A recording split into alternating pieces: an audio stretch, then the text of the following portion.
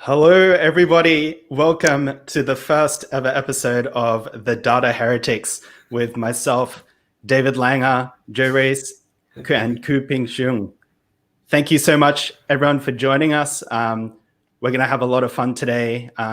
Before we go any further, please let us know where you're watching from and what time is it at the moment from your location.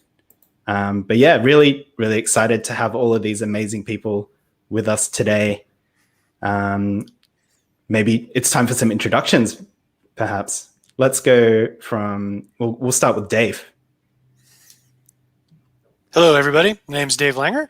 I'm a LinkedIn spammer, as a lot of you probably are aware. I also got a little YouTube channel, and I like to talk about data, and I have a particular heretical bent about how to do data and analytics. Very good. Very, very good. And we'll go with Joe.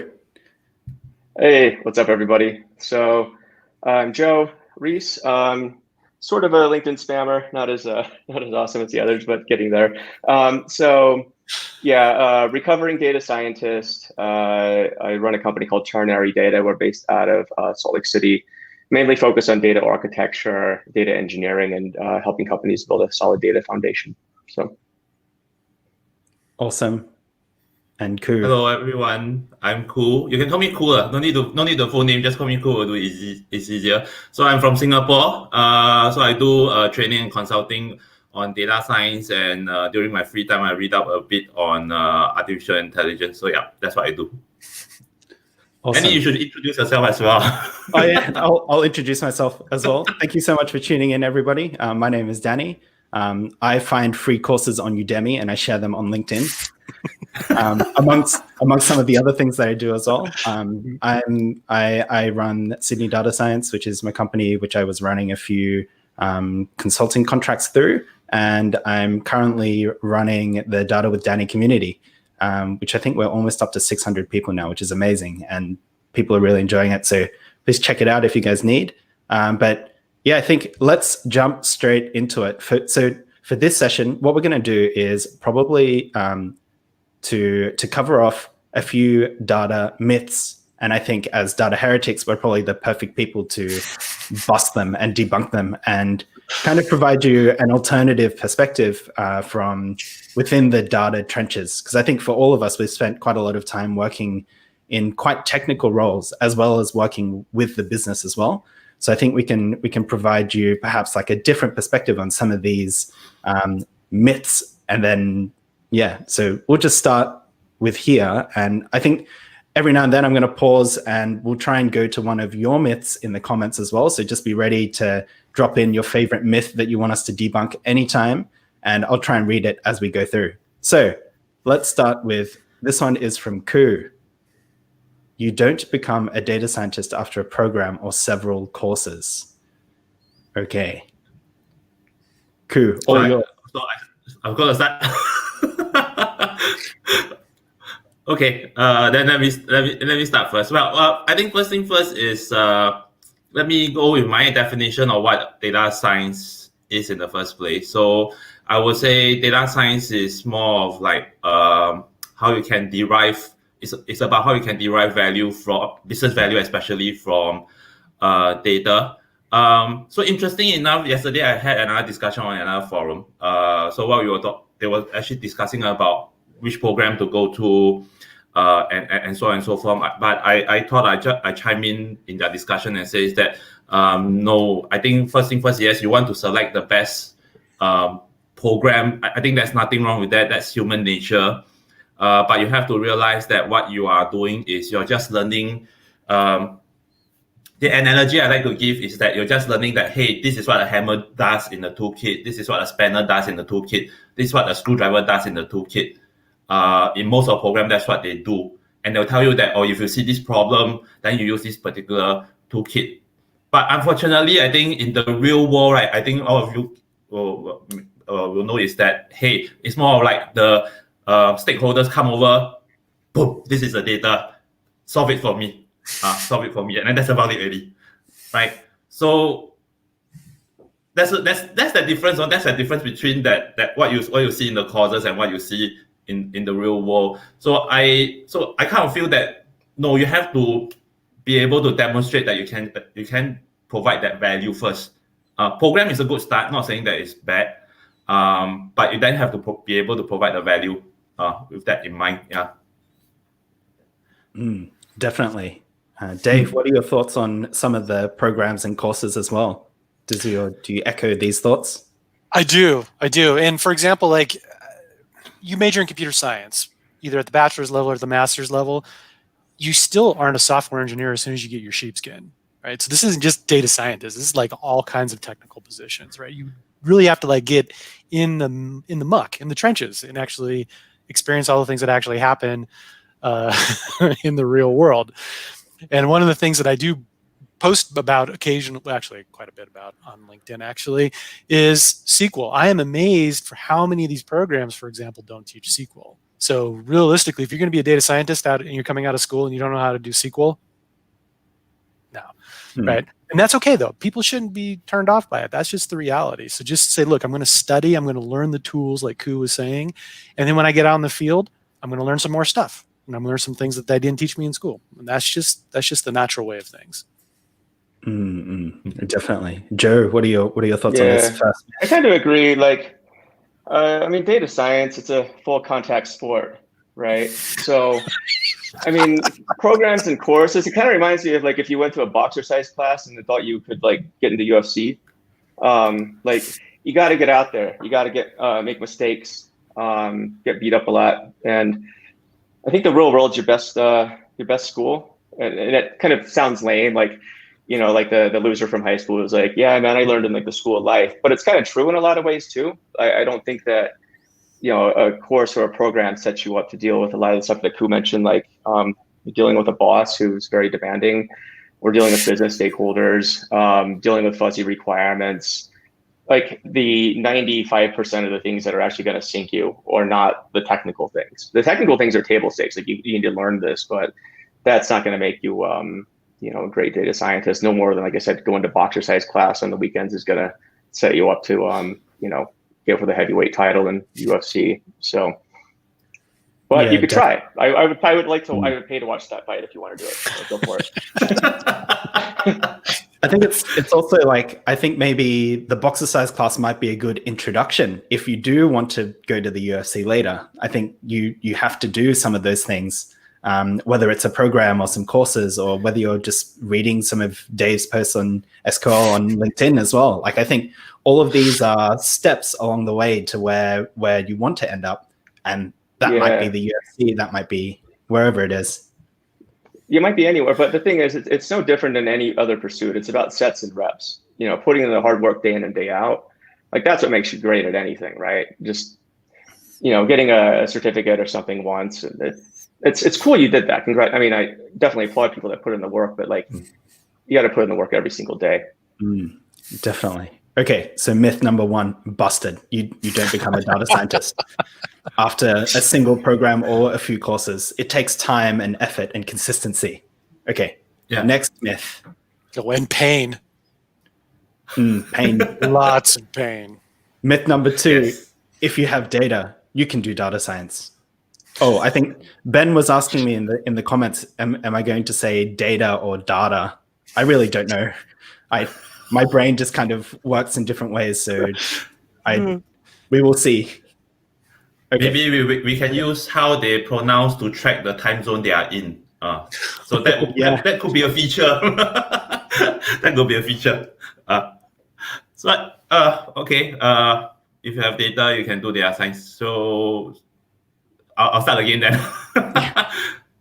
Okay. Actually, I had this discussion with a few people, with a few friends, and I think one thing I wanted to point out is that I think a lot of companies, what they do is when they started off, they don't have any they don't have like, I need to do data science. So what they do is they collect data on the way or by the way kind. So they don't pay too much attention to the data. So what happened is, if they just started out and then you have a look at the data that they have, right? Calling it rubbish is an understatement. I'll put it that way. I'm pretty sure it's worse than that. Okay, it's worse than that. So generally, like I said, if you have data, you can do data science. It's not really correct, in the sense that you also have to access how good the data quality is before you can jump into it. But having said that, it doesn't mean that you can't get value from that data. You can't get value from the data. You probably have to perhaps adjust the business questions that you can ask from the data. But with that in mind, probably the question may not be of value then, if that's the case.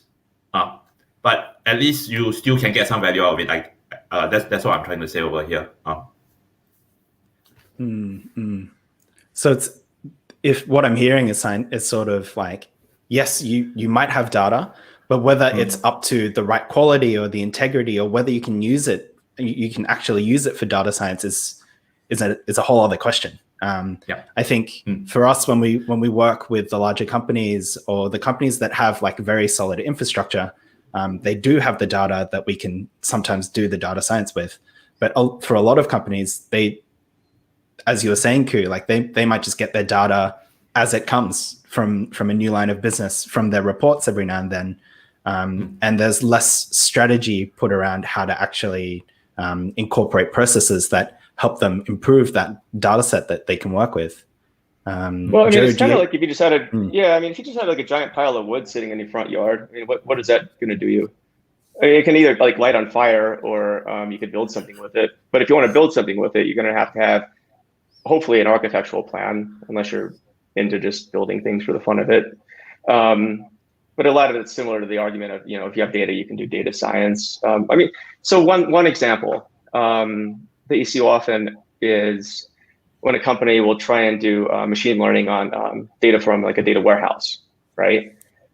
Data warehouse data is very curated to the point where you've pretty much answered any question that's modeled for. And so in times when I would help companies do machine learning on BI data, 9 times out of 10, the answer is already in your data, because it's like, why is this so accurate? It's just great. I'm like, yeah, it's because you're like the feature over here is like exactly your label over here, but cool. And Dave, what are your thoughts on this one? So I'm a big fan of this idea of necessary versus sufficient conditions. So having data is a necessary condition to do data science. If you don't have data, you can't do data science. It's even in the name. But just because you have data doesn't mean you can do data science. And that depends on also how you define data science. This is one of my pet peeves too. What do you mean? Is it machine learning? To Joe's point, maybe you don't really need to do machine learning on your Teradata data warehouse because it's already clean data. Or is it more like a statistical analysis? I mean, it's just really complicated. So what I tend to tell people is like, look, data is the raw material, but it guarantees nothing. Nothing. You just have to have the data, and you have to give me some money as the data scientist to go do the pure research to see if there's any gold in them Nar hills. Doesn't mean I'm going to find it. And that's when people get sad, when you tell them stuff like that. When you're like, you got to give me money, and you might not get anything for it. They're like, what? Yeah. Well, and the worst is Ben Taylor. What's up, Ben? Utah represent. The promise of the data lake became the data swamp. Like, definitely, for sure. You got data swamps. I think on the opposite end, you got data puddles. That's when you think you have data and there's like nothing really there. It's like a nothing burger. So anyway, good question. Or good myth. Yeah, very good myth, Ku. Awesome. Yeah. Thanks. So I guess Singapore is the same as the rest of the world then. I think that's one of the surprising things when we talk. It's like we're seeing all the same issues, but we're in totally different places around the world, and it's quite common for these problems. It seems like an industry-wide issue. Doesn't matter where you are. Exactly. Yeah. It's funny because I travel the world, once in a while, and it's just funny because you also realize like just problems that you see, just data or whatever. Like everyone in the world is dealing with like the same stuff usually. Drama, great things, and happiness, and everything in between. And there's just, and I think that the common denominator is just people at the end of the day. So. Definitely. Okay, so are we happy with myth number 2? Busted. Totally busted. Yeah, busted. Totally busted. Yep. Totally We're good 2 from 2 at the moment. All right. So for the next one, I think I've actually got all the different myths in order from people. So if we do another one from Ku, I might actually choose one which is actually no, it's quite related as well. So we'll stick with Ku's one. Myth number 3: if it is not complicated mathematics, it is not data science. Thoughts?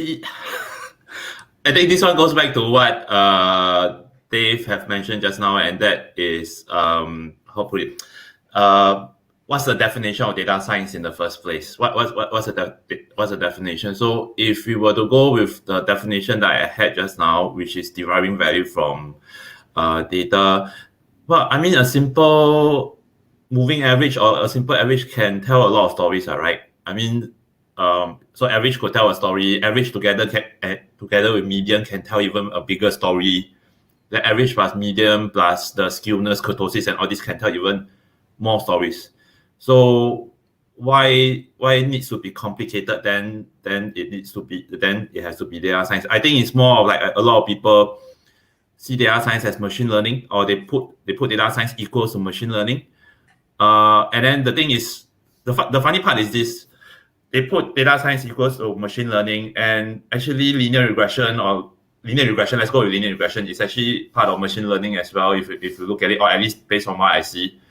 And linear regression is actually very simple mathematics. I mean, if you don't go down to the gradient descent or how to derive the parameters and all this.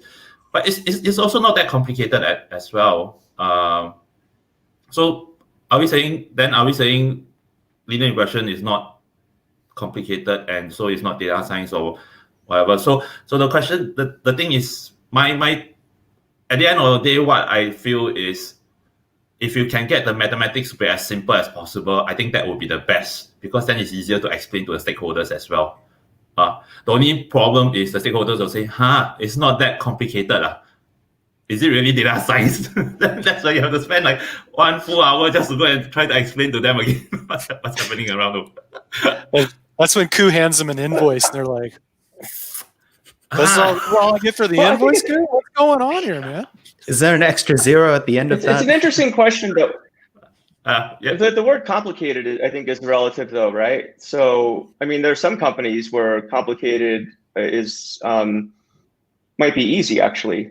Like one of my clients, they do a lot of like AI drug discovery, and like the mathematics they're doing there is it's complicated for a very good reason, because they're dealing with a very complicated subject. But if you go to most businesses, I would say complicated is very relative, especially, I think, to hit on Dave's points of teaching data literacy, right? So what's simple to you or what's complicated to you is very relative against maybe the broader organization. And so by leveling up, the competency and the related to data, perhaps things won't be as complicated, and then you'll just need to do things more complicated in order to justify data science. I don't know. So, but it's a goal to which you may or may not ever arrive. So, yeah, I think Joe's hitting a really good point, right? Is that complexity is a spectrum. So I used to work at a small little company called Microsoft, And it's a big company, and they have different types of organizations in different types of businesses, right? So, like for example, if you work in SQL Server and you're doing engine optimizations for the SQL Server database engine, it's extremely complicated. And or if you're in Azure, or if you're in Bing, or wherever, the nature of those problems, the complexity is going to be different than if you work in the marketing department, for example. So I think we have to keep that in mind. However, that being said, I would bet $1,000 US that if you add up all the analytics that's done in every company all around the world every day, the vast majority of it is not complicated. It's on the far left end of the spectrum. Definitely. It's like the low-hanging fruit or the quick wins is the things that get the most airplay. But yet there's so much like almost like hype and love for the things which are really complex. Like if you're not doing deep learning, you're not doing data science, for example. But that's a future myth that we'll cover later. But I think and the litmus test I like to use for interviewing data scientists is, tell me how you'd solve this problem. And the litmus test really is the person going to start with first asking about the problem and diving into it, and then maybe starting with simpler methods and working up, or they just jump like straight to like, let's attack it with like deep learning and a nuclear bomb and just be done. So, because it's like you could do that, but then it also shows like, well, maybe you're more interested in just applying these techniques you're really excited about. And again, nothing wrong with that, but there's a time and place for everything. So it kind of goes off the rails, and especially when you get a team of hyper smart data scientists who don't have direction, like the amount of complication you see just goes to the roof. It's pretty wild. So. I think to cover off this myth as well, I'm probably going to butcher this quote really badly, but I think there's an Einstein one where it's like if you can't explain it simply enough, you just don't understand it well enough, or something like that. Something about complex. I think it was Einstein. Yeah, that sounds very yeah. It should be like something like it should be simple but no simpler, or something like that. Yeah, something like that. Like it's about the right level of complexity. So if you're working on something really complicated with the mathematics in the data science space, you should be able to explain it to a layman to actually like explain, okay, here's why we're using it, and here's the benefits it has over something else. I think we just don't focus much on that in the industry. Like we kind of just jump straight into, we use this tool. Why do you use it? Because everyone else is. And that's where the conversation usually ends, or whatever, something like that. So a really good person to look at is Richard Feynman, the physicist. If you look at his lectures, they're actually very simple in the way he explains incredibly complicated topics. Like that, to me, is a model of how, if you can master a subject to the point where you can explain it that simply, then you've mastered the subject. Typically, what you see is when people overcomplicate things and like to show off how smart they are, they're at the level of mastery is actually quite low. There's more of a Dunning-Kruger at play, right? So, Dunning-Kruger is. Joe touched on a very good point here. I think for the audiences, right, if you know like whether you have mastered a certain subject areas or something like that, right, I think more importantly is you should try to then find someone to explain to and see how the person actually reacts to it, whether he or she actually understands what you're talking about. I mean, if he or she understands what you're talking about and all this, then I think you sort of have succeeded in that particular subject area, and then you can then move on to the other areas. I think also I think Alan in the comment section say explain like I'm 5. Yeah. Explain like I'm 5. Yeah. We should do that for another session. Another idea. Data heretics. Explain like I'm 5. Okay. That might be actually the hardest one. So. I think it will be the most fun as well. All right. Yeah. So myth number 3, definitely busted. Busted, for sure. Okay, so the next suite of myths are Dave's myths. You'll see the flavor of them. So we'll start with the first one. Okay, myth number 1 from Dave: you can't use R in production. Only Python is allowed! ! Busted. Busted. We can move on. Okay, next one. Next question. So this is one I get a lot. I get people asking me this question on LinkedIn all the time. It's like, well, can I use R for this? Can I use R for that? And the answer is yes, you can. With the caveat, as with everything, right tool for the job. So for example, Python's not perfect for everything either. There's a reason why people still code in C and C++, for example. There's reasons for that. So if you use the right tool for the job, you can totally do it. For example, in my last job, I built a bunch of R code and put it in production, and it had robust logging, and it did everything that you would expect of any programming language. The question was it the right tool for the job? And in this case, it was. It wasn't a large volume of data. They were batch processes, that sort of thing. But they were well-crafted, well-engineered pieces of software, just like anything else. If I had used an object-oriented programming language, it wouldn't make a difference. So the real question is, do you know enough about the backing computer science to actually pick the right tool for the job? R and Python is not the real question. Do you know enough to pick the right tool? That's the real question. Agree. Definitely. Joe, do you want to weigh in on this one in terms of like some of the technology that we use in production? It's totally almost like independent of whether you use R or Python. You can literally put anything in a Docker container and deploy it wherever you need. So I think having the debate.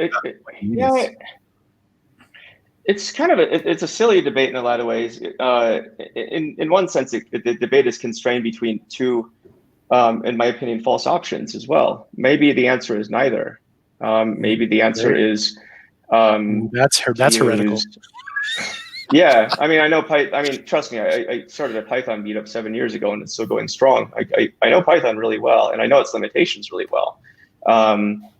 So, I would say in a lot of cases, maybe it could be none of the above. Maybe Go is a really good language for what you need to do. I don't know. I mean, what are you trying to do, and what's the outcome, and what's the cheapest, quickest way to get it done that's not going to incur a lot of technical debt? That's how I'd frame it.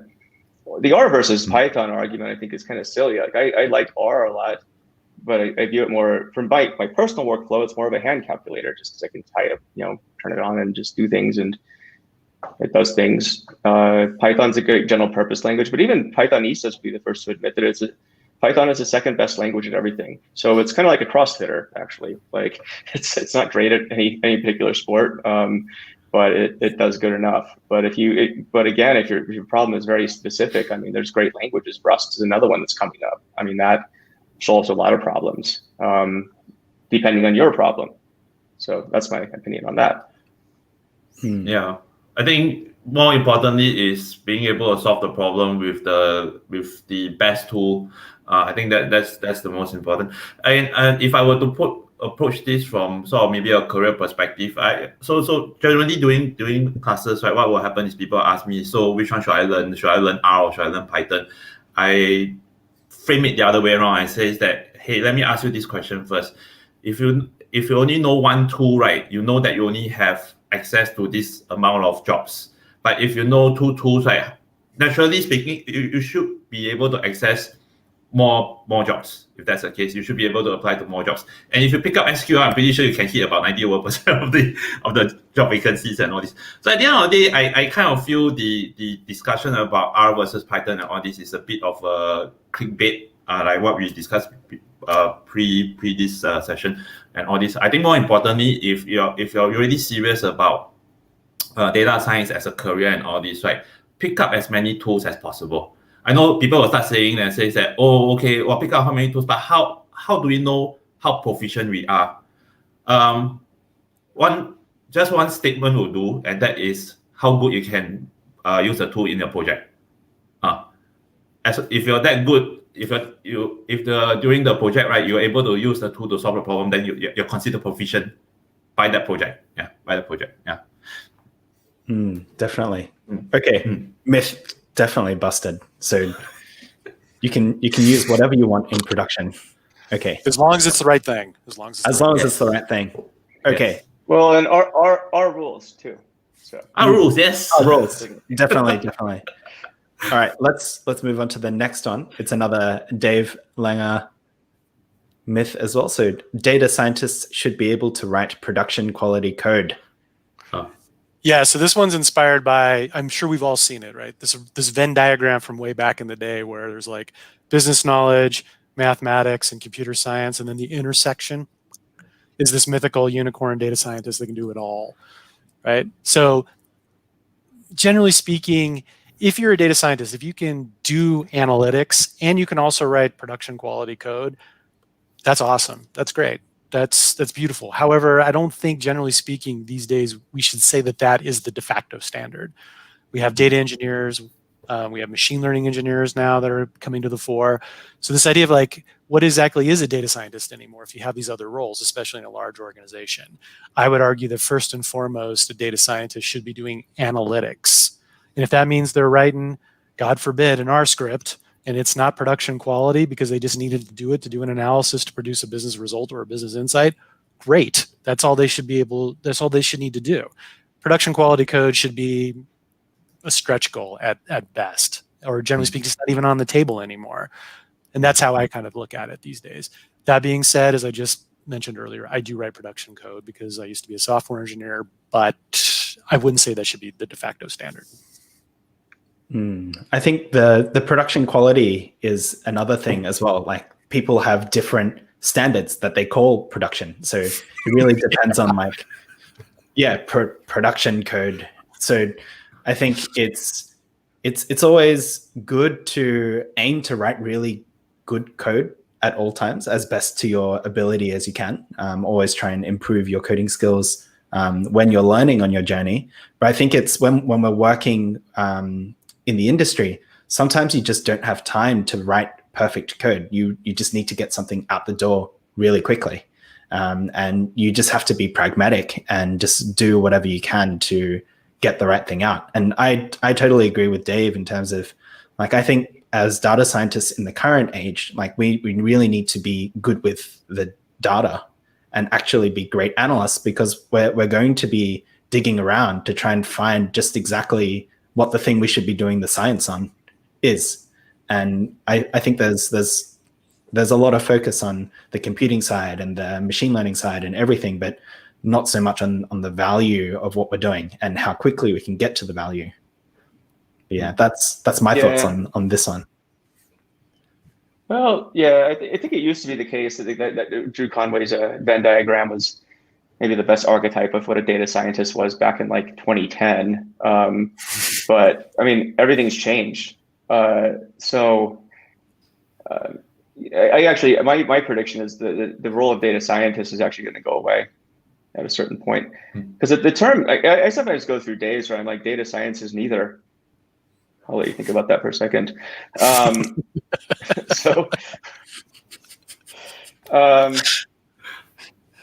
Because if you're trying to stuff all these different roles into a position, I mean, think about what that means. Think about other roles where you're trying to stuff all these different skill sets and expectations into a single role and expecting great results, right? As a manager, I would say it's unconscionable. Actually, I could see on a small team, making these requirements that you have to be able to put things in production. But again, as Danny pointed out, what's production? And I expect what's going to happen is as companies become more data native and more data centric in general, software engineers are going to be working on the production aspect.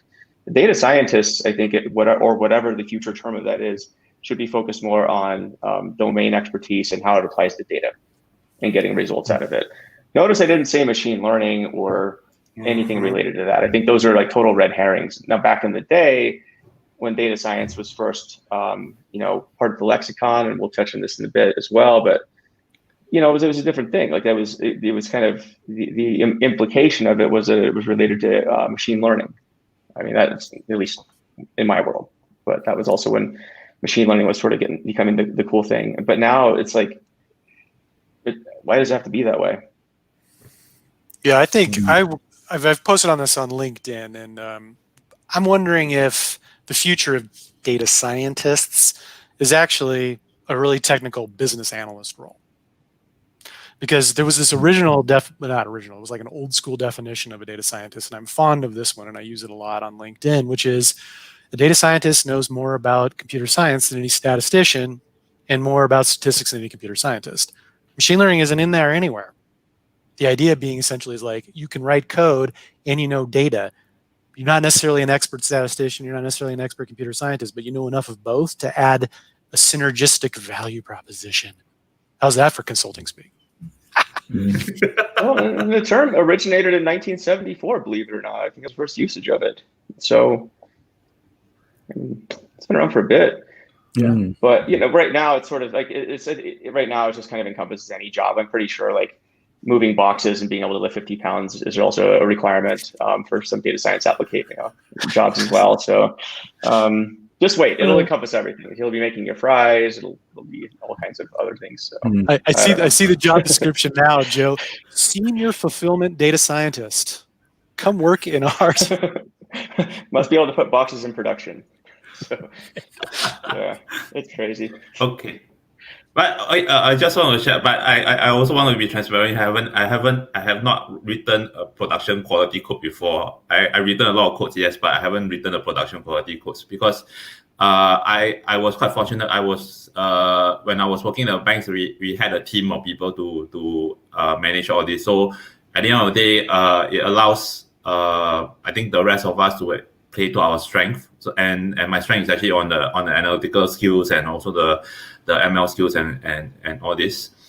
But having said that, I think even though data scientists should be able to, I'll just say that I think it will be good for data scientists to know how to write a production quality code, but not necessarily have to write a production quality code. I think because at the end of the day, I kind of feel that data science, right, is a team sport.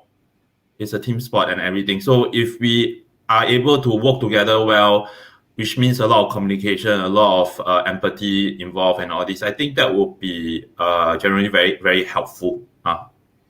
That's I think at this point you're absolutely correct. Yeah, I think you are correct in the sense where there needs to be standards for teams. Like you just can't have everybody going off and writing whatever the hell they want to write. That's a recipe for just insanity. Exactly. Yeah. I mean, you got to have standards. I mean, even on my teams, I would have code reviews, and there were coding standards actually written in a wiki. It's like code needs to look like this. If you're writing Python, you need to abide by PEP 8. To the point where things not 79 characters are going to get rejected, because at some point, if you're loose on that, then what else are you going to be loose on, right? Yeah. So yeah. But the one thing I would be worried about though on that is. Software engineering is a huge area of study. Oh, yes. It's a huge area of study. Yes. You expect somebody that's like, okay, look, you need to know all the all the statistics. You need to know all of the machine learning algorithms. You need to know all this stuff. Oh, and by the way, you need to know object orientation all the way. Oh, here's the gang of 4. Go read it. Learn all the design patterns. Learn all the stuff. It's so much. So just like I think this is why you see in large organizations, the breaking out of roles: data engineer, machine learning engineer, data scientist. It's what you had in IT for a long time, right? You had different types of software engineers that specialize in different things. You might have a DBA that's really, really good at the database, and the software engineers are okay at writing queries because it's just too much stuff for any one person to know, right? Which is why I think that Venn diagram. That's why we call it the unicorn now, right? That person in the center, because it doesn't exist. It's mythical. Yeah. You're right. I actually tried my hands on so I have 2 books in my office now on software engineering and all this. Let's put it this way, I haven't even started looking at it. Right? Yeah. There's so much to learn. But that is also I would say one of the things that I enjoyed doing data science work and all this is to be able to read up all the different things and how they gel and mesh up together. Yeah. Awesome. Did we bust this myth? Yeah, this myth is totally busted. Definitely gone. Well, I guess we could rip off the show and say plausible. Very, yeah. Yep. I say busted though. I vote busted. I think it's pretty busted. Okay. So I'm gonna have a change of pace, and we're gonna go with one of Joe's myths before we jump back into Dave's programming ones as well. But I think this one is really good. So Joe's myth is people skills aren't important for data scientists. Let's go. Yeah. I think all too often I see, and it's data scientists and people in technical roles in general, feel like by being a great technician, that somehow absolves them from being able to communicate or relate with people. So this ends up causing, I would say, lots of problems for that person in their career. In fact, as I tell people, people ask me for career advice, and I tell them basically, look, your technical skills are sort of a given, in my opinion. Like, you're going to constantly refine those because that's how technology works. If you aren't sharpening your technology skills, you'll be out of a job soon. That's table stakes. That's like saying, like, you know, if you're an athlete, like you have certain physical capabilities, like that's a given. But apart from that, it's like, you know, being able to relate with people is the thing that's really going to set you apart in your career. It's what's going to set you apart from being an individual contributor, for example, versus maybe someday you might want to be a manager or an executive, or you might just have to talk to managers, directors, executives, and so forth, right? And so this is where people skills, you know, learning how to communicate with people, you know, negotiation, being nice to people, like having empathy, these sorts of things. It's like, these are what's going to get you ahead in your career, surprisingly enough. And organizations tend to function better when people have, I would say, a higher level of people skills across the board. So the opposite sounds like a nightmare, right? If you had like a bunch of incredibly smart people who had no people skills, like that to me is like exactly where I would probably like run away from. So. Yeah. Right. Oh, you go. Ku, you go first. Oh, okay. Actually, I wrote a blog post on this about the people skills. So generally, what I call that blog post, I call it from good to great. So good data scientists are those people who has that three. I mean that Venn diagram that we were talking about in the previous meeting. So you have, but my Venn diagram is a bit different from the common one. But coming back, I think if you want to move from good data scientist to become a great data scientist, you can't run away from people skills. You have to, especially I think given now that we are in a team sport and all this, right? When we do data science and everything, it's about team and all this. That's where communication comes into the picture. And we have to communicate a lot. And I think slowly you start to realize if you are really in the data science role, you start to realize that actually communicating with computers or with programming and codes, yes, it has its frustration and all this, but it's definitely much better than communicating with the stakeholders and the humans involved as well. But I would say it comes with practice. So go out there, make mistakes, but when you make mistakes, make sure it's not the important people or the influential people, but more of like maybe people who can tolerate your mistakes or who can even guide you on working on those mistakes to remove them in the future. I think that will be fantastic. So it's something that you can't avoid. You have to have that people skill if you want to perform well in the job. Yeah. Mm-hmm. Mm-hmm. Dave, your thoughts on people skills? Oh, I was laughing when Joe said nice, because I will admit that's not necessarily always my strong suit. I'm still working on that. Mine neither. But absolutely, people skills are super important. And I agree with Ku 100%. I used to have this saying that I used to utter every now and then, where I would say, I never met a computer I didn't like, but I've met lots of people I can't stand. Which kind of typifies my behavior maybe 10, 15 years ago. But yes, absolutely correct. You have to have people skills. You have to be a communicator, especially if you buy this hypothesis that the hardcore data scientists slide the pizza under the door while they're coding in the middle of the night kind of thing isn't the way that job's going. It's going to be more of a technical business analyst role. Communication and people skills are going to be more and more important. Something I work on myself. I will freely admit that it's not my strong suit, and something I'm trying to constantly work on. It's extremely important. Extremely important. Yeah, Emmanuel actually has a good point here. Best soft skill is to listen. I totally agree. And maybe some advice on this too. Like when you're dealing, people feel a lot of problems in the workplace happen when people don't feel like they're being heard. And so one thing you can do when you're sort of at an impasse with somebody, or if you feel like you're repeating yourself, is just say, well, or if you feel like somebody's repeating themselves to you, again, just ask, well, so if I'm hearing you correctly, and just repeat back what they said. Repeating back what people say is like the most beautiful thing that they hear, because now they feel like they're being heard, and normally that actually quashes a lot of things. Some really good books I would suggest reading is How to Win Friends and Influence People. There's a timeless classic in this area.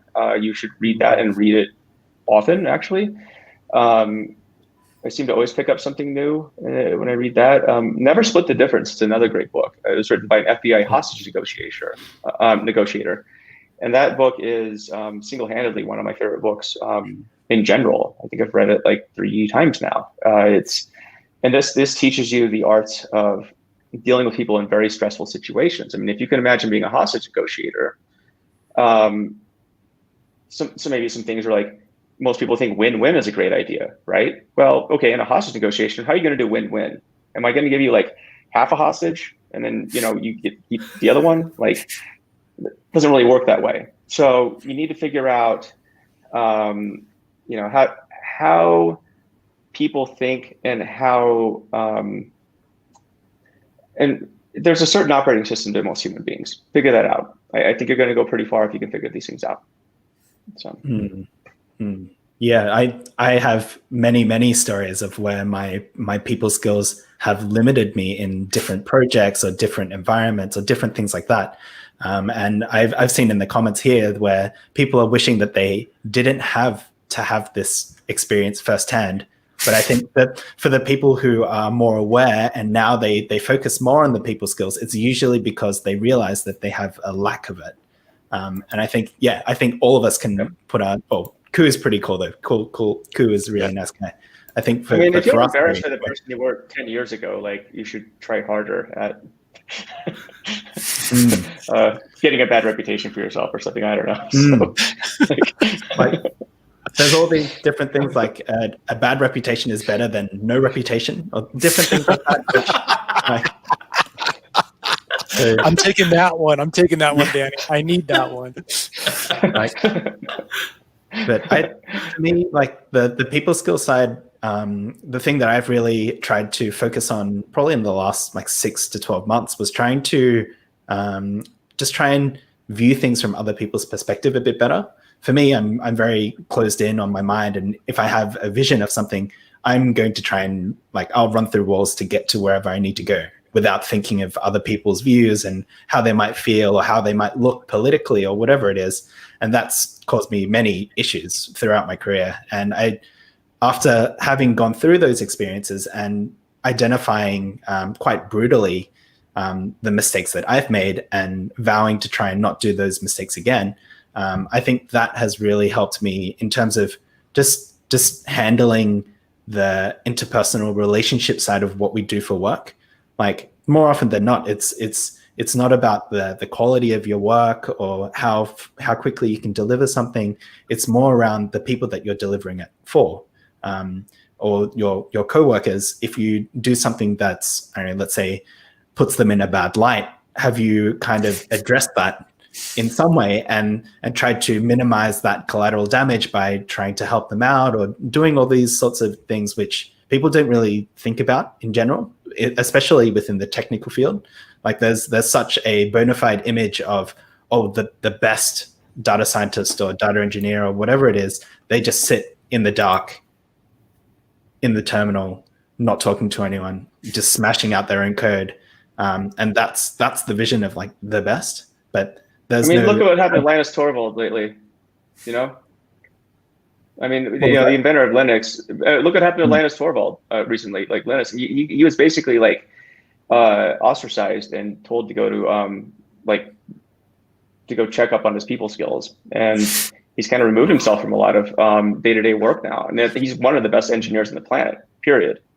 And he's still, there's a certain point where it's just, people, you succeed around people to the extent that you can make them feel good. That's the truth. So that can be rough sometimes when you're in the data biz, though.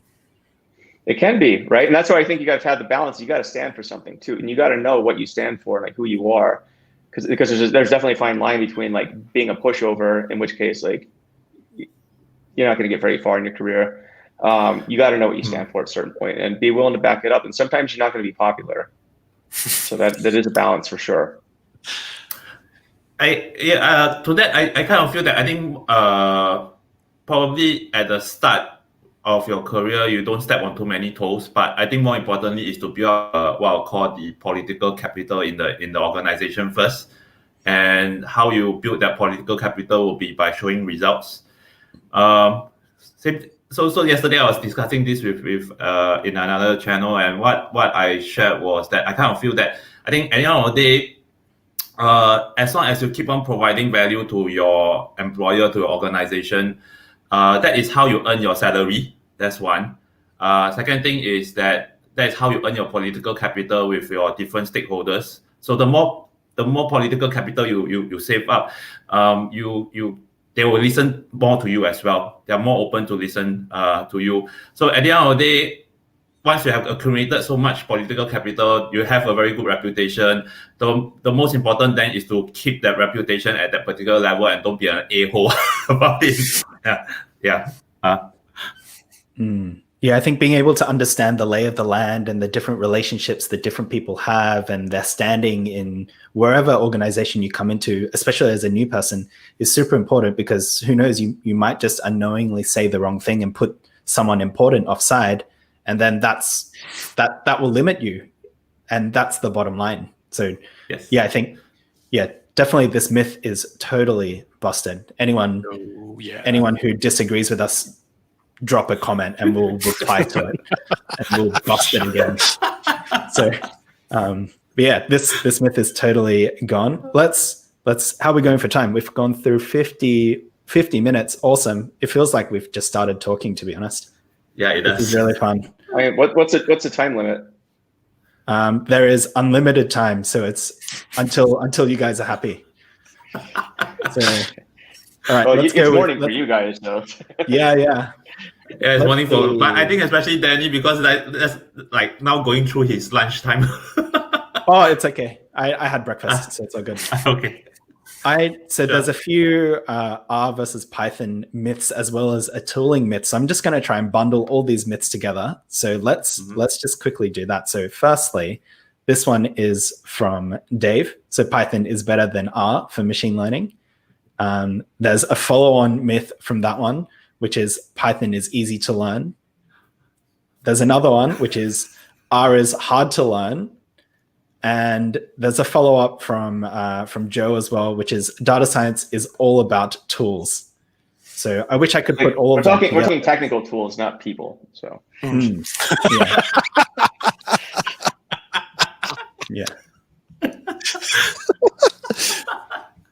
Yay. We can go that way if you want. I don't really care. But I think we covered it in the last one, though. Sometimes it's hard to tell. So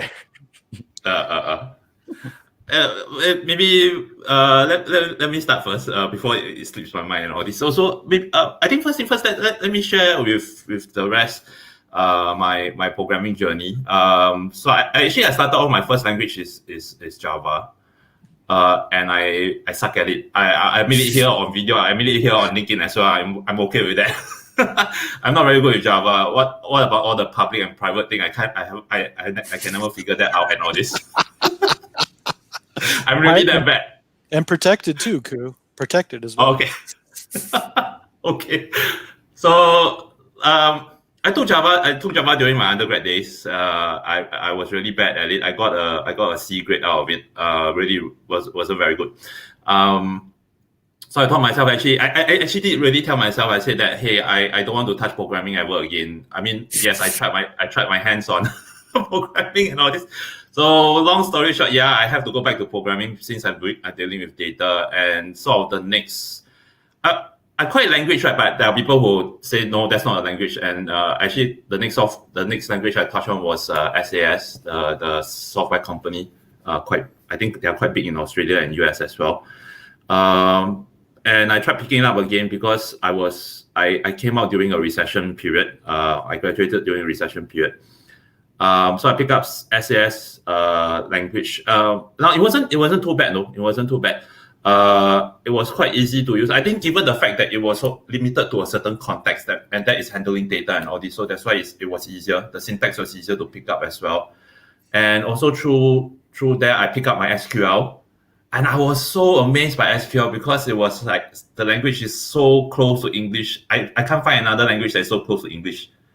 So I was talking to Joe in his video and all this. I was so amazed by it. I think everyone should pick up. Really, everyone, even business stakeholders, they should pick up. It's not too difficult. Yeah. SQL. Then after that, I went to pick up R. And when I pick up R, this is the impression I have when I pick up R. It's similar to Excel. Why is that so? Most of them are actually you call out functions and then you have parameters passed in and all this. It's very similar to Excel because Excel, that's what they do also. You have a function name, open bracket, then you have all the parameters passed in. It's just that I think for Excel is fixed. It's a sort of a positional parameters, whereas if you're looking at R and all this, it's not really. It's you can actually pass in keyword parameters or positional parameters and so on. So I was quite amazed by it. I love R. I love R. And of course, I mean, I don't want to limit myself in terms of career. And I went to pick up Python as well. And actually, long story short, I think one of the myths that was saying that Python is good for ML versus R. I don't know. I mean, if you just look at the line of codes that you have to write for ML, right, between R and Python, I'm not too sure. I kind of still prefer R though. I mean, the amount of codes needed is very little compared to Python. I still can't wrap around the fact that why in Python when I use the scikit-learn, right, I have to split into 4 data sets: the X train X test and the Y train Y test. Why can't they just be a single data frame? I pass it in and then break it up, and then that's about it already. But before I go on, I probably will have people start to scold me about Python and all this. So yeah, but that's my own opinion. Okay, I say first. That's my own opinion. So, but long story short, I kind of like. So my general preference is actually R, and I like that tidyr universe where you have all the like deployer, the deployer, especially deployer. I love deployer. It's very cool. It's very good. Yeah. So I don't think R is hard to learn. Especially I think in another video I was chatting with Joe, we were saying that in order to learn programming these days, I mean, maybe don't quite pick up programming these days, right? You just only need that 2 skills I was talking about previously, and that was Google and copy and paste. And Dave, you want to say something about that? The Stack Overflow. Yeah, so it's really not that. Stack Overflow. Yes, Stack Overflow. Stack Overflow. Yeah. Yes. It's the key to learning how to code. Stack Overflow, baby. 2 words. Yep. 2 words. Yes. Yeah. Well. But I think to cover off the data science is all about the tools. Like we talk a lot about the different languages and the different frameworks and whatever things that we're using. But I think at the end of the day, data science is about getting the value out of the data. And like, no matter which way you want to do it, the faster the better, and the more robust the better. And when we think of all the different languages and learning them and all those sorts of things, this, I think the myth of Python is easy to learn is an interesting one as well. There's the meme where it's like someone learns Python in 12 hours of like overnight or something, and then they think that they know Python really well. I think that's like a misnomer where, yes, you can learn how to write very basic programs after just jumping into a very simple course. But whether you can use it directly within your projects to make effective value out of whatever your data is, that's something else. And in the same way, when we think of R as hard to learn, I think before we jumped on live, we were talking about like the way that we had to learn when we were starting all these languages. Like I think the first time I used R, there wasn't dplyr or any of those packages. Everything was in base R. And like I think Dave or Joe was saying, "Oh, you guys have it easy when you're learning new stuff now." Like all of these materials, and like Joe was sharing us a book that he was reading. In the day, yeah. I mean, this is like machine learning. And I found about Ravid Jain, I think is his name, on LinkedIn. He was talking about how this is being released in Pact. But back in the day, like the machine learning, especially, you had to either learn from books or like esoteric white papers, and like I think there was that, and there was what else? Peter Norvig's artificial intelligence book. It's like the other staple back in the day, but like, and I think everything was like in Weka. At least I was getting into things. So it's like Python wasn't even like a language back then. You know what I'm saying? Like it wasn't just for like data science. It was data mining. They called it data mining, so, right?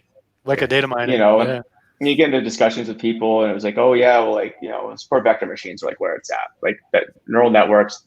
That was because back then it was like artificial intelligence wasn't even. It was actually a bad word to use because there had been some failures before, and like, so when I was working at a startup, we're doing automated ML. This is back in the early 2010s, but we're like, there's no way we're going to use the term artificial intelligence to describe what we do because that make you very unpopular. Actually, it was predictive,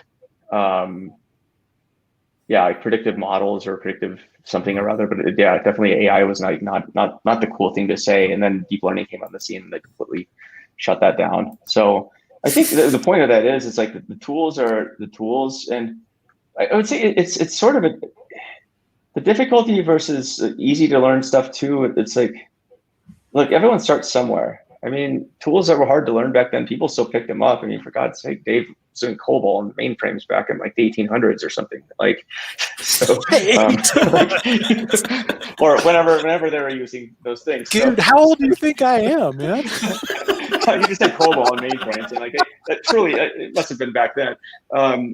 But no, seriously, you learn what you got to learn. It's not like here's the thing: it's going to get a lot easier to do machine learning going forward because there's a lot of auto ML too.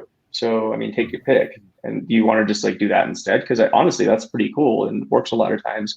Data robots doing some cool stuff. All the clouds have their tools, and that's just it. Anymore, I'm kind of of the opinion like if you're going to pick up a tool, make sure that you're using it on like a use case that's core to your business. Right? Because a lot of this stuff can be automated, frankly. But if it's an algorithm that is very core, like TikTok, for example, like that's an algorithm. That's all that company is. You can call it a video service if you want, but really it's an AI company, like plain and simple. And that's literally the value of the company is the algorithm. Like that's not something you're going to do with auto ML. Like TikTok would like kind of suck actually if it did it that way. But that all the attention's on that, right?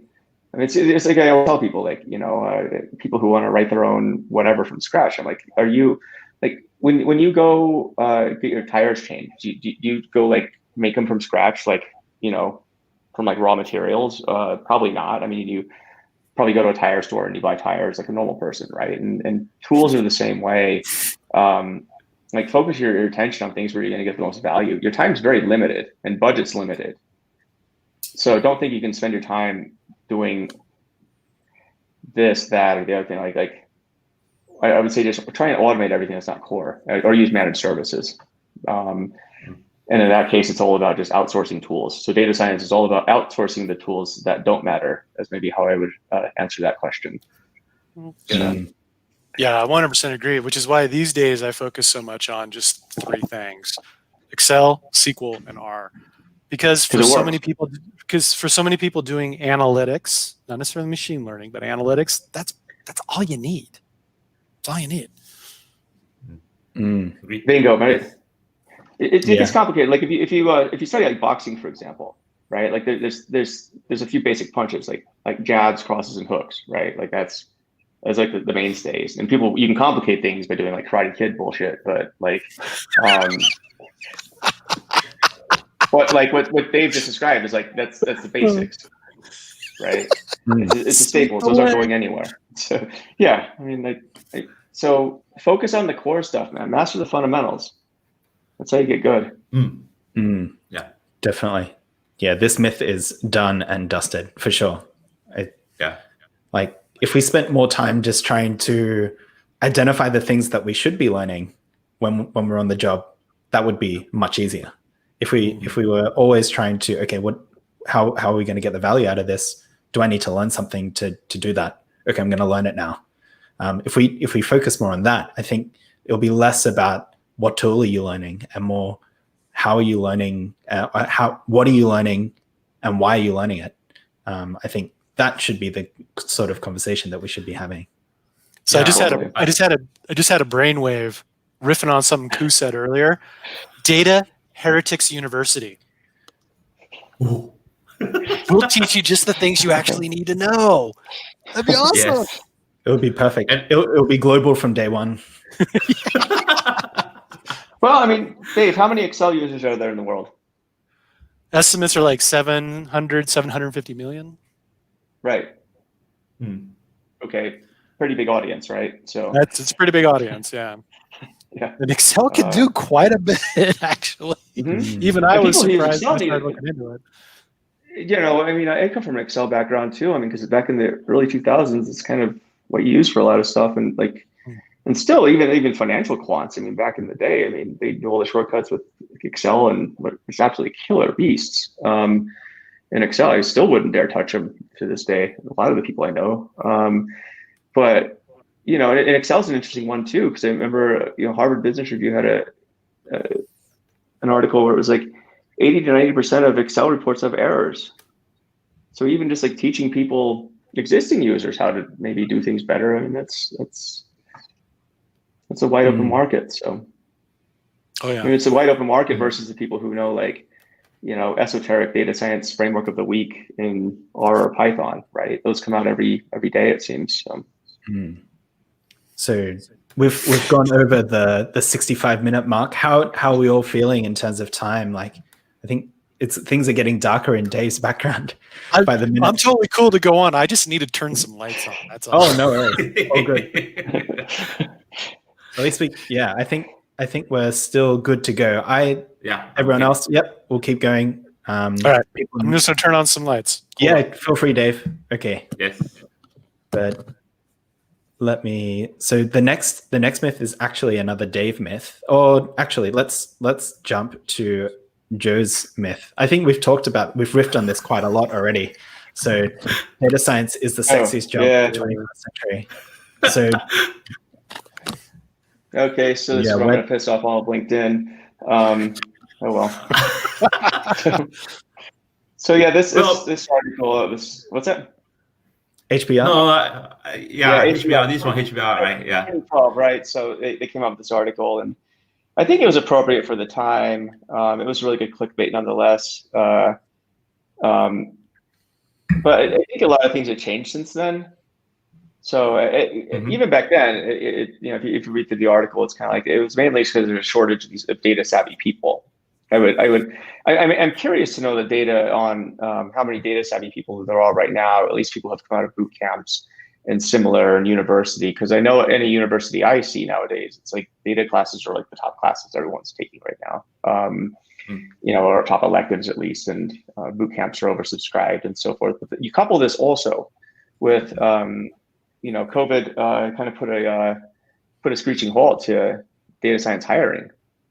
I know HackerRank said that, you know, July data science job postings are down 43% year over year, and that's below the IT average and below, you know, the average of just jobs in general. So it kind of makes you wonder what's going on there.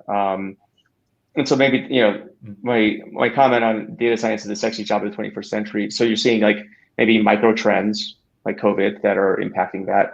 But I also think if you zoom out, it's more what we just talked about. I think data science as a term may or may not, I don't know that it's really going to exist in any meaningful form in a few years, because it's become so overloaded with various job functions. You know, I made the quip about, you know, you need to be able to lift boxes and stuff. I mean, I would be surprised that's part of the job description too, at some point. But in all seriousness, it's like when a job title means everything, it means nothing. So I think what you're going to see is basically the sexiest jobs of the 21st century are those that, well, sexiest jobs are always ones that are going to help businesses make money. You know, automation is going to be a big thing. And so maybe with respect to data science, I expect you're going to see job titles actually becoming bifurcated out and more specific. So like machine learning engineer, analytical engineer. That's one that Michael Kaminsky came out with not too long ago, and other variations, right? Because you have all these, an analyst, actually, that's going to be a cool thing again. I remember back in the mid 2010s when the analyst, I mean, if you said you're an analyst, I mean, people would just like run away from you in shrieking terror because they didn't want you around their kids or didn't want you near their company because like, it's like, well, you're lame. You're just an analyst. I'm a data scientist. Like I do stuff. I don't know what I do, but I do things. But what people also realize is like, well, analytics isn't going anywhere either, and it's only going to continue to go somewhere as data grows and people. I mean, I have this old saying, with my company, it's like, we started our company with the impression that maybe companies were doing AI and had a need for that, and we come to find out most companies are barely doing BI, let alone AI. That's where it is right now. Yeah, and I have a pretty good sample of companies that say that. I think I would say pretty authoritatively at this point. So. So like I said, I think it's not so much that data science is not a sexy job of the 21st century. I just think that the term data science itself is not going to be like a job in the 21st century to be sexy or unsexy. It'll just change. So love your thoughts. Yeah, to tag on to this myth as well, so data science is the sexiest job of the 21st century. Here's one from Dave, which is the business/data analyst is a dead-end job. I think these two are very related because it talks about it talks about the role and the name of the title and all those sorts of things in terms of like what is data science versus analytics versus data engineering versus machine learning engineering and all of those different terms. I think these myths are 2 in 1 for sure. I'd love to hear Dave's thoughts on this stuff. Yeah, this came from some conversations I've had with folks on LinkedIn. A while back, I put up a post that says, look, getting a data scientist job is hard because of these inflated expectations like Joe's talking about, that you've got to know 7 languages and you got to have 10 years of experience in all of them and blah, blah, blah, blah, blah, blah, blah, blah. So I said, look, that's hard. What might be easier is to target an analyst position at a company that you want to work for and then get inside, do analytics day in and day out, because it's usually easier to transfer inside a company to different roles than to come in from the outside.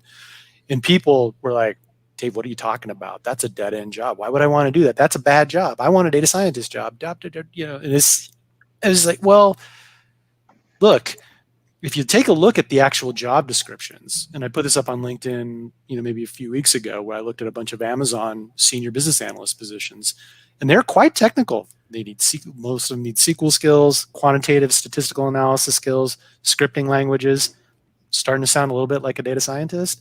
So I think folks just need to realign their thinking to say, look, data scientist is just a title. And as I've pointed out before, by the way, it's also not the most lucrative title, if that's what you're after. Data engineers tend to make more, by the way, just so you know. So you should think about analytics. Do you want to do analytics? Do you want to analyze data in the context of the business to either raise revenue or lower expenses? If that excites you, does it really matter what the title is? I don't think so. To add on to this myth, also, there's a SQL is a dead language. Oh, don't get me started. Don't get me started. And I think all of these. This gives Dave Tourette's here. You need to be very careful. But it's funny looking on LinkedIn. I think health's frozen over because it's like I'm starting to see people talk about things like Excel, SQL, analytics, like this. These were like forbidden topics back, like even a couple of years ago. Like if you talked about this, you were shunned from like the data science. I'm not even kidding. Math PhDs, a lot of my friends, they just like, we'd have conversations and they would say, but why do I need to know Excel? And why would you ever learn Excel? That's like almost seemingly beneath your capabilities. It's just funny seeing everything coming full circle now. These are cool again because they're useful. Yeah. Right. Yeah, and I'm in that. Oh, sorry. Go ahead, Ku. Oh, okay. No, I just want to echo that. I think we still have to thank HBL for bringing attention to the field of data science and all this at the end of the day. But having said that, I don't really agree with the sexiest job anyway, because I usually share this in the classes, and that is I always equate data scientists, right? It's like Cinderella like that. Okay, so why Cinderella is because if you look at the whole Cinderella story, right, in most part of the story, she is actually doing cleaning. So like, you know, like data scientists, you're always cleaning the data like 90% over of the time, not really 80%, but 90% over of the time. And then you look at Cinderella, right? She only get to dance with the prince for about maybe 2 or 3 hours in the ball throughout the whole story, probably about 2 or 3 hours. No, we data scientists only present like 2 or 3 hours. No, in fact, half an hour to the management, to the stakeholders. That's what we get. That's the amount of attention that we get. So, but the good thing about Cinderella is that Cinderella after that live happily ever after. But we data scientists we repeat the whole process all over again. That's why it's a fairy tale. Yeah, exactly. We don't live happily ever after. That's why. We don't. But what we do is we enjoy that process. We enjoy that. Yes, we do data cleaning and all this. But I think what we do is we love that process of solution. Trying to provide a solution to a problem. We like that thinking process. We like that logical thinking and all this because it helps. It sort of put us in the flow. That I can't pronounce his name, but you know there's a book that talks about flow and everything else. Yeah. The Russian. I can never pronounce his name. But long story short, I think at the end of the day, I agree with Dave. I think at the end of the day, more importantly is you should enjoy. You should know that this is the scope you're going for. You should enjoy the work. If you don't, and of course, money is important. But I think to a certain extent, money will reach to a point where, hey, I got this amount. I'm happy with it. It's good enough to pay for whatever that I need. And any dollars that's added on top of that level will be more of a bonus rather. But it's the scope that actually will engage us more. Will engage the data scientists more. So at the end of the day, I kind of feel that if you are in the field because of the money, I can safely say you won't last long. But if you're in the field for the scope, you'll last longer. Not saying that you'll last long, but you'll last longer. Because that's still the human aspect of it. Somebody hit me up the other day asking about how can I get a job in data science? I was like, well, why do you want to do that? And it's like, well, it's a really high paying job. It's like, I hear it makes a lot of money and stuff. I'm like, I didn't say this, but I was like, you want to make a lot of money? I mean, just, be an arms dealer or something. I mean, there's more money in that, or just be a software engineer. Oh yeah, just be a software engineer. If you want to make a lot of money, just be a software engineer. Yeah. Yeah. Right. Yeah. So it's interesting because I mean, money is the absolute wrong motivation. I would say for almost any career path. Well, maybe, but yeah. And also, I would say like you're right, Ku. The data janitor part. Actually, on my LinkedIn profile for a bit said data janitor because that's all I did for a long time, which is that work, and that's the reality of it.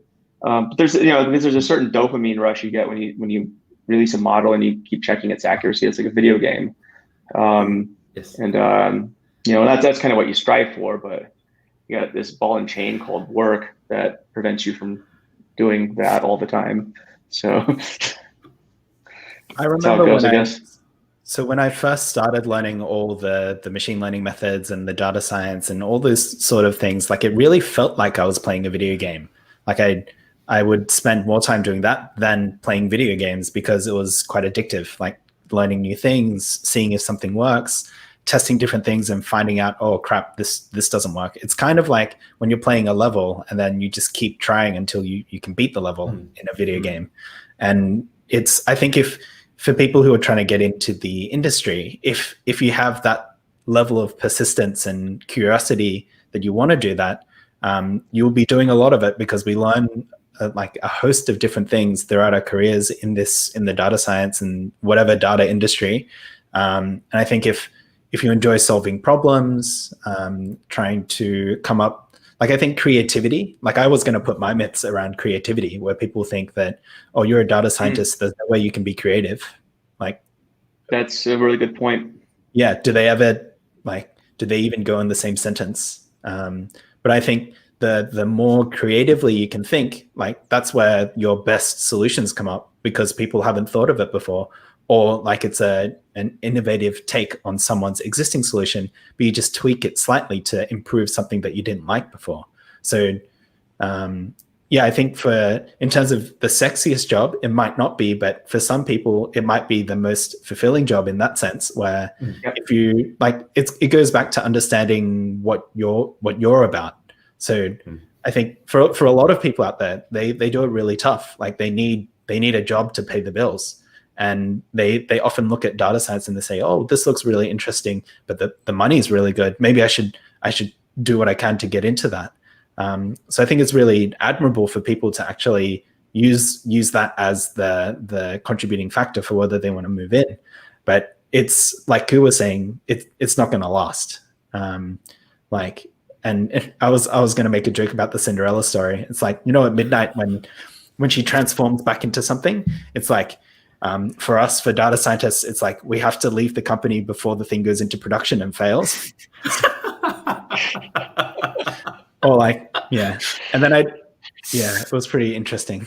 And then something about a pumpkin, like you ride out on a pumpkin or something, like, pumpkin. Yeah, you have to think further. You have to find a new job before you lay down the bad news in the last analysis that you did with this. Yeah, of course.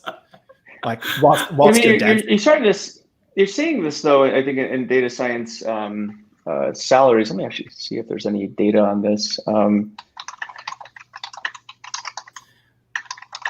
But I mean,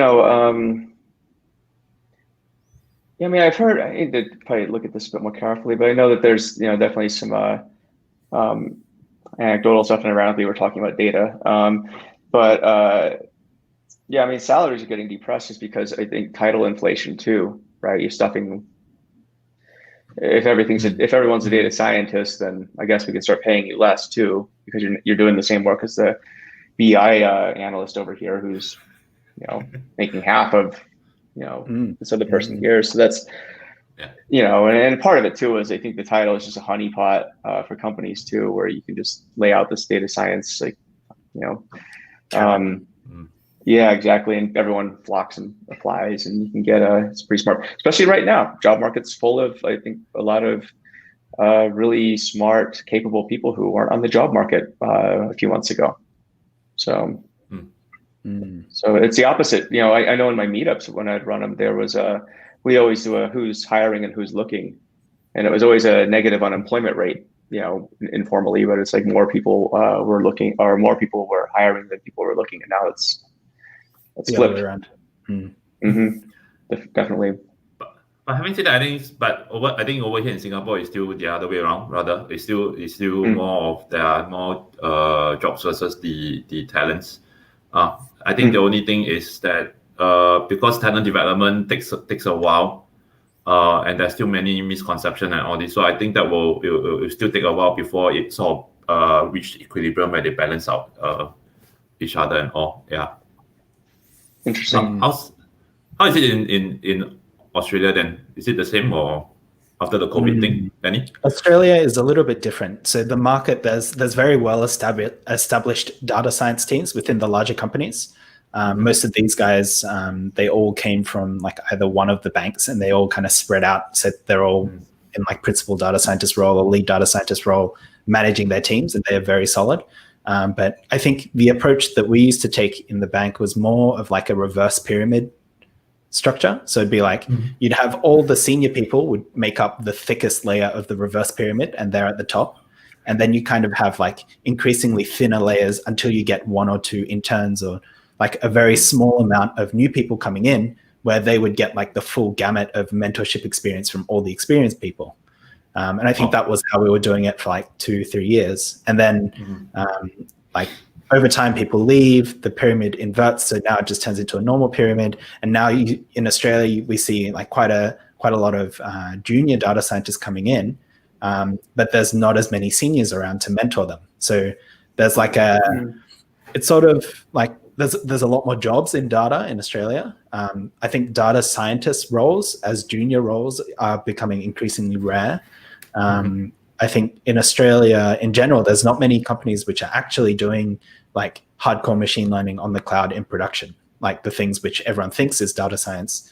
So most of the time, the data science that happens here is usually just plain analytics, trying to use the data in a more difficult system, like say you're using Hadoop or Spark or whatever it is. But in the end, it's the same thing. Like you're analyzing data, and I think people like we should be driving this sort of initiative where we want people in data science to be able to analyze data, because that's what we'll be doing. Like if you want to run experiments, or if you want to do machine learning, like you better hope that you've analyzed your data. Otherwise, like you'll have no idea what you're doing. And like, yeah. So there's another myth. Sorry, John. Oh, what's that? So that's sorry. So there's another myth where you don't have to explore the data. You just have to take the data and then throw it at the machine learning model, and then the machine learning model will just spit something out. It'll spit something out. So that's another. Yeah. No, I mean the model will spit something out. It might suck, but it'll do something. Right. Yeah. I think, Danny, you hit on a really good point, which is so many machine learning models that are popular, especially the stuff you see on LinkedIn, are arguably not data analysis. They're not. So, for example, if you were saying, look, hey, we implemented program A, did it produce a statistically significant result in terms of business KPI over here? How many machine learning models are going to tell you that? Not many. I mean, linear regression might, for example, could.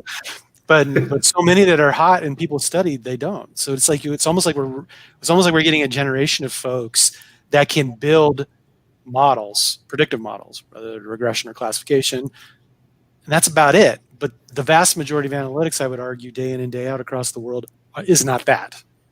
It's not that.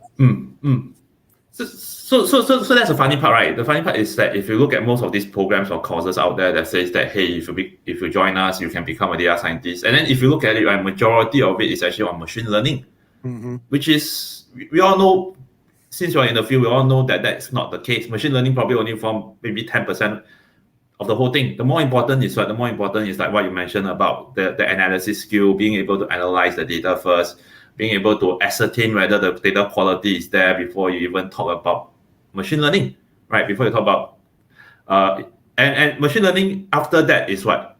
Implementation.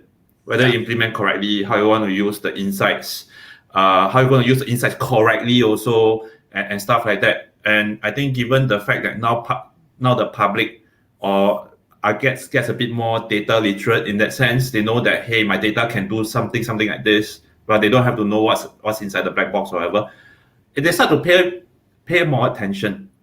They start to pay more attention to how you use the data. And that's where pros and cons are. I mean, yes, we can use the data whatever we want, but as the public education improve and increases and all this, that's where, hey, we have to be a bit more mindful of how we use the data, how we generate the insights, and how we use the insights. Yeah. Yeah, I've told this story on LinkedIn in previous posts a while back. When I was working at Microsoft, I sold this totally awesome project to a GM. Like, it was going to be in Azure, and it was going to use Spark, and it was going to be like just awesome. And he just looked at me. He's like, "Dave, cool. I'll write you a check. How do I know it's working? Tell me how will I know when it's working?" And that's when I said, "Let me get back to you on that." Okay. Right? Did you get your check?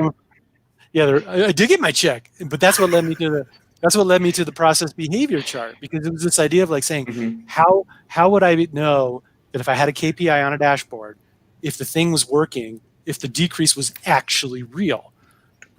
So I was like, okay, that led me to do all kinds of to figure out what are the other analytical techniques at my disposal that would help me with that, because all of my machine learning knowledge did not help me answer that question. No, it wouldn't at all. That's just funny too. I mean, if you look back on a lot of the I guess the classical methods now, right? So statistical process control. A lot of stuff you'd use, like, I was kind of a Lean Sigma, Six Sigma junkie for a long time. Just, so in that case, it's pretty stats heavy, and that I would say is being able to do that stuff is great. That adds value. I think you can go overkill with it, most certainly. Certain companies have, but somebody asked me the other day, like, I want to become a data scientist. What should I do? And it was I think it depends on how much you want to get into it. If you really want to make this your career, I would say step back and learn the fundamentals. That's math, actually, and that's where I might be a heretic against everybody else. But I also come from a math background, so I'm really biased. But I think if you need to know stats, you need to know linear algebra, you need to know probability, and you need to know calculus. Like that, you can get away with not knowing these things, but there's a certain point where knowing these helps. Contrasting this, of course, to the fact that again, AutoML is doing its thing in the world and will make that knowledge, I guess, less necessary in some areas and more necessary in others. So, but that gives you a good foundation just for analysis. Because like stats, if you know stats, can you do a lot with stats? Do you use stats every day? I do, in some way, shape, or form. So, but it's the basics, it's the fundamentals. Like you get that foundation. Like everything else, I think is just fairly easy. I picked up machine learning pretty quick, even just reading old crusty things like this, just because it was like, if you know the math behind it, it's like it's not that hard. So, and then translating that, then the question is, okay, so then the question is, do I learn programming next? My take on this is, if you're taking the Joe school of data heretics, you're going to learn math, and then you learn programming, but you're going to learn programming to the extent that it's applicable to something. Because learning programming just for the hell of it is actually a really good way to forget programming. I've seen people do this all the time, and it's like, if you don't have a problem that you're trying to solve, the best way to learn something is when you have something to apply it to. That just goes in general. So if you're trying to learn programming, pick something. It could be machine learning. At least you have like a use case to learn programming on. Learning Python or R in a vacuum, I would say, is like a great way to like totally forget it in 6 months. So, so anyway, that's my tangent. So. Yeah, definitely. I think definitely experiential learning. Like you need to have something that you want to accomplish with whatever you're learning. Otherwise, you're just learning for learning's sake, which is cool as well. But I think we're in this industry where like you can learn different things, but if you're not going to apply it, you have to think of the trade-off, like the time spent, the energy spent, the attention that you've used to learn something that you're not going to use. That takes its toll over time, and it does. It's not sustainable. Yeah, I haven't used COBOL in 150 years, according to Joe, so I don't remember any of it. I'm sure it'll come back on riding a bike, though. Actually, Sharik in the audience asked a good related question. For a new student in data science, should I focus more on learning advanced statistics or machine learning? I think this is an interesting one because, okay, soapbox for a second. Machine learning itself has become sort of, I think, fuzzy, right? Machine learning back in the day used to be something where you're teaching a program to learn from experience and so forth. Machine learning uses elements of advanced statistics depending on the type of algorithm that you're implementing. But machine learning or advanced statistics, it's an interesting question. I would say it also depends on what the word advanced means. So if you're talking about something beyond basic stats, it's definitely applicable. But even just the basics, like how do you know which group did better than the other one? Right? That's a question you're going to get asked a lot in business. You should know how to answer that. Knowing advanced gamma distributions. I mean, you could learn that stuff. I don't really. Stuff that has a way of popping up though, like maybe knowing, some more probability, but knowing like Markov models actually comes up, I think, more often than I would care to think. I always see them, and maybe it's because I am wired to see them. But things like that, or like queuing theory, for example, stuff like that, where like if you're dealing with like call centers and calls come in, like for traffic, so there's underlying things that you can do, but that's not necessarily machine learning. And so I would say the answer is both. Yeah, I think you hit it right on the head, Joe. I mean, it really depends upon advance. And as you mentioned earlier, it also depends on the business that you're talking about. What is advanced and what is not? I would argue, based on my experience, and take it as one data point, is that if you look at most of the analytics that's done in most of the companies every day around the world, you don't really need that much statistics and you don't really need that much machine learning. You'd be surprised how little you actually need day in and day out.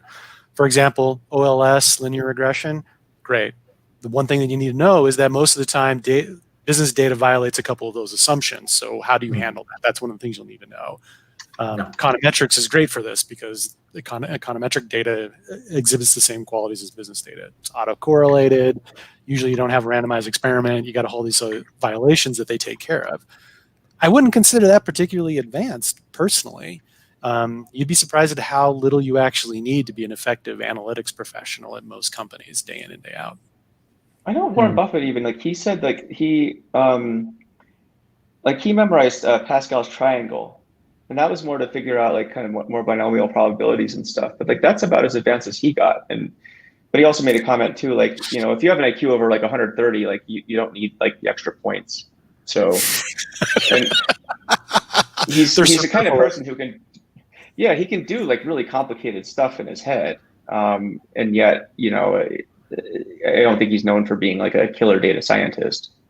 So I would say, to your point, just pick what's effective and do that. Yeah, because you can get really into the business. I mean, you can get really far in terms of like machine learning algorithms with relatively simple algorithms like boosted decision trees and random forests if you do the right feature engineering, which usually requires some business expertise. You don't. Somebody actually asked a question about feature engineering earlier in the discussion too. Like, what are some ways to go about doing that? That's a bunch of dark arts. We can get into that if you want. I think maybe in a separate session. That's witchcraft. Once Skynet figures that out, you all need to come live with me in Montana in the hills. I think I'd like to add one more thing quickly about the statistics side of for new students, especially in the data science and the machine learning. I think when you think of statistics, it's you have to think about the use cases of when you're going to use it on the job. So one of them would be trying to identify whether an A/B test was successful, whether one of the groups actually has a significant uplift over another. That's like the textbook thing that we do quite a lot when we're working in the industry. Another one would be time series. So if you're trying to do some forecasting, you have to think about, okay, are my things auto-correlated? Are there is my data even stationary? What's the word? I can never stationary. Stationarity. Yeah, like all of those little things, they're fundamentals, and like we should definitely have more focus on those ones. In terms of, I also think of for probability and distributions is really important. Yeah. When we think of like real world phenomena, which is essentially what we're capturing in the data, like we're looking at events that are happening over time. And these events, they follow certain types of natural distributions that occur in the world. So there's of course, there's a normal distribution. There's things for hitting time, the time to arrival, the number of occurrences for, I think it's like a Poisson distribution. But all of those sorts of things those are the sorts of mathematics that I think people should understand better. Similar with the Markov chains as well. Like when we think of the graph analytics and the different things that we do within there, it's purely just thinking through conditional probability, essentially. I think those things are they're not covered a lot, and people want to dive straight into, I need to learn the linear algebra for the deep learning for the tensors or whatever it is. For the tensors. Yeah, for the tensors. What is a tensor? I don't know what a tensor is. It's Excel. My understanding is just like like n-dimensional array.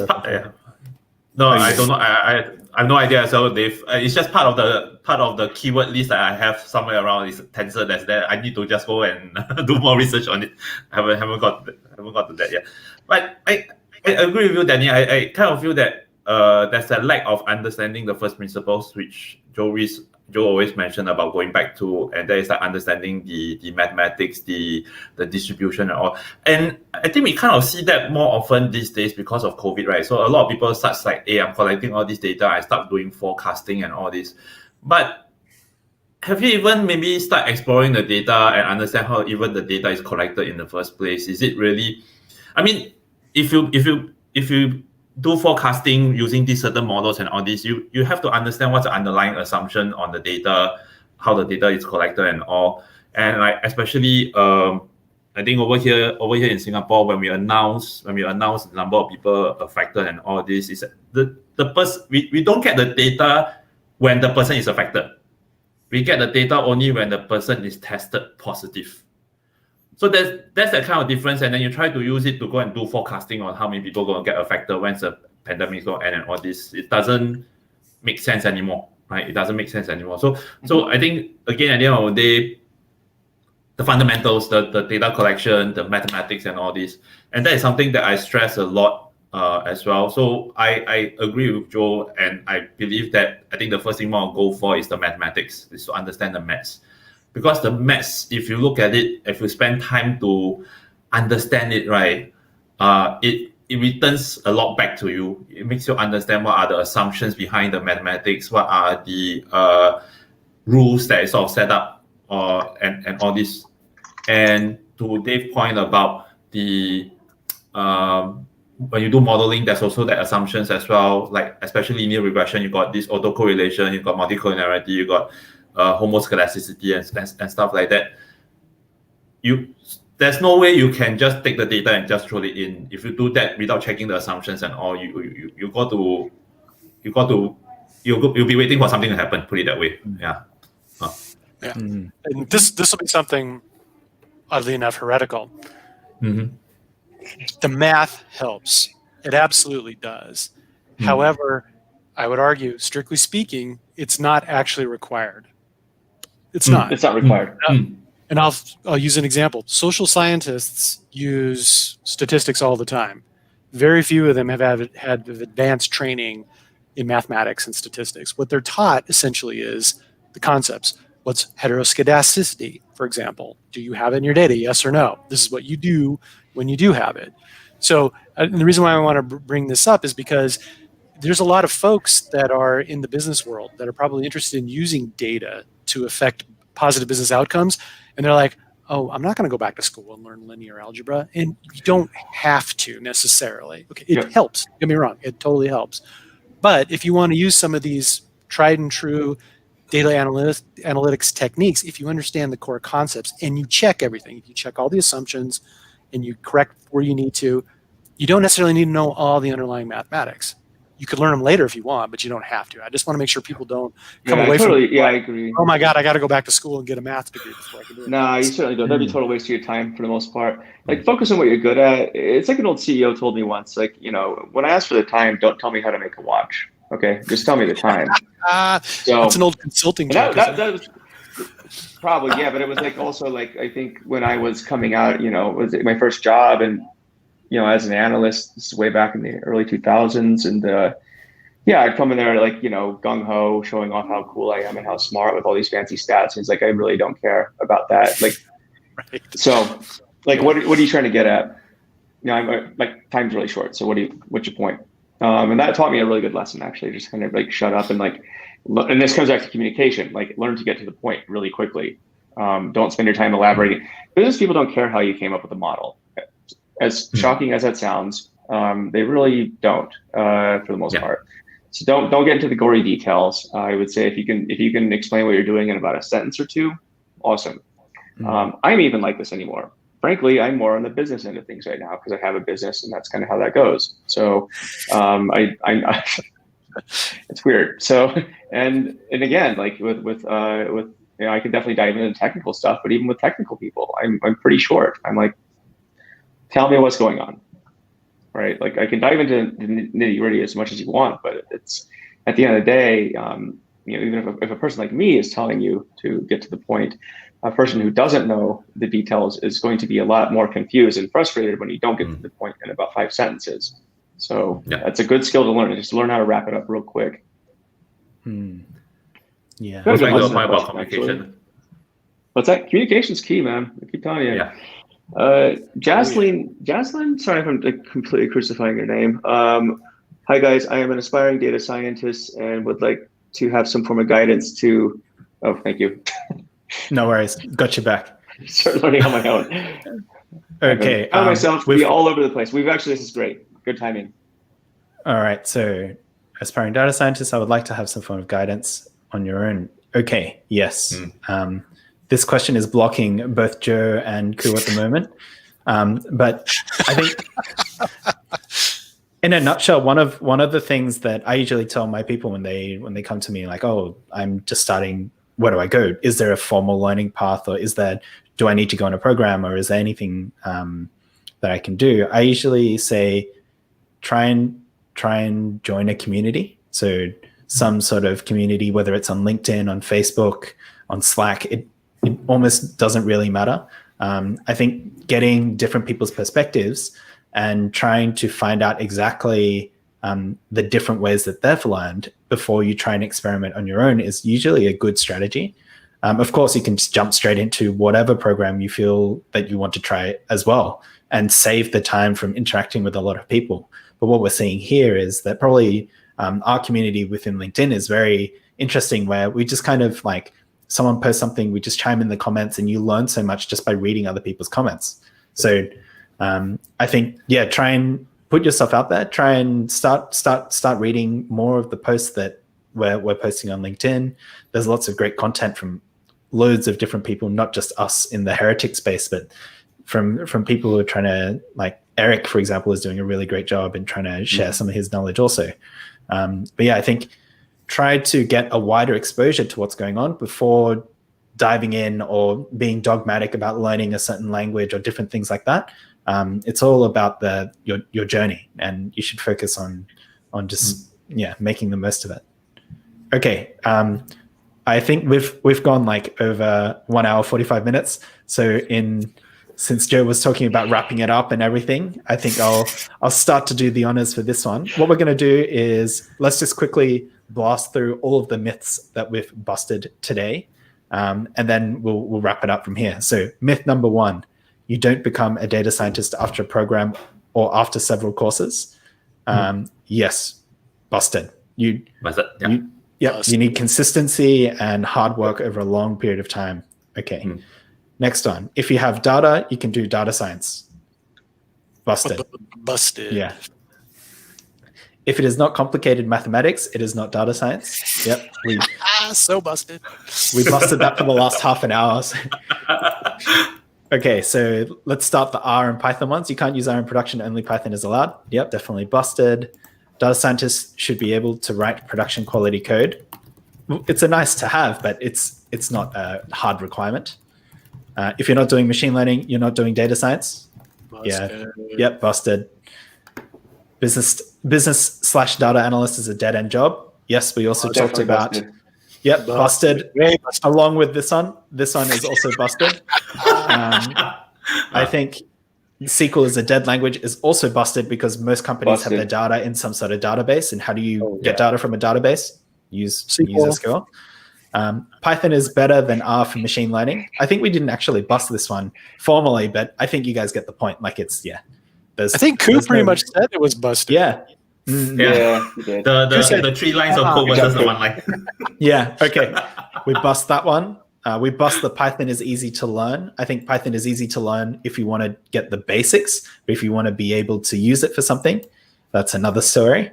R is hard to learn. I think it's only for people who haven't actually tried to learn R. So they just say that it's hard to learn. It's actually really easy to learn. I think everyone should try it. Yes. Oh, yeah, we busted this one as well. And data science is all about tools. Yeah, definitely busted. And the last one, people skills aren't important for data scientists. Definitely busted. Definitely busted. Definitely busted. Way busted. So I think that brings us to the conclusion of the first Data Heretics show, podcast, LinkedIn Live, YouTube video, whatever we want to call it.